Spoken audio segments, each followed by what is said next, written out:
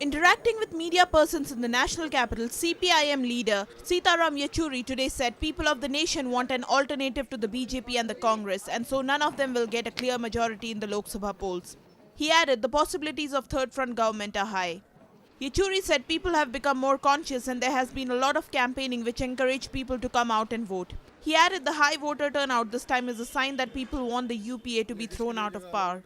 लोगों की एस्पिरेशंस बड़ी स्पष्ट है इस पूरे चुनाव के अंदर। वो है कि वो अपने ज़िंदगी के अंदर राहत चाहते हैं, महंगाई से, बेरोज़गारी से या आर्थिक मंदी से, इन सब से खुद की ज़िंदगी उनकी मतलब बड़ी बेचैन हुई। और साथ ही साथ ये भी अनिश्चितता बहुत फैली है कि आने वाले दिनों में अपने बच्चों का भविष्य क्या होगा। तो लोगों के अंदर सबसे बड़ी अगर कोई बात रही इस चुनाव के अंदर जिसके लिए वोट डालने वो निकला है, वो यही है कि राहत कौन पहुंचाए। अब इस सवाल का जवाब वो देंगे। हमारा कहना है कि ये राहत ना कांग्रेस ना बीजेपी पहुंचा सकती है, क्योंकि जो आर्थिक नीतियां वो लागू कर रही है उसके चलते हुए राहत मिलना असंभव है। वैकल्पिक नीतियों की ज़रूरत है।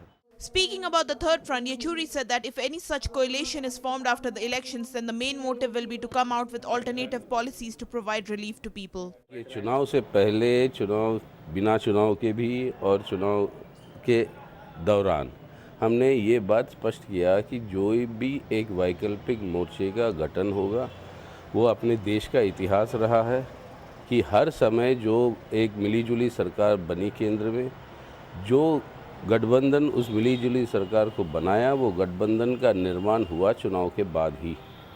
इस बार भी लग रहा है कि ऐसे ही वही होगा। ये अपनी देश की इतिहास रही। मनमोहन सिंह साहब प्रधानमंत्री बने तो यूपीए का गठन हुआ चुनाव के बाद। वाजपेयी साहब जब प्रधानमंत्री बने एनडीए का गठन हुआ चुनाव के बाद।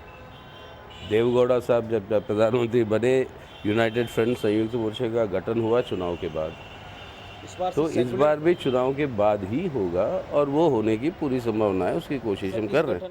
Powered by NNIS.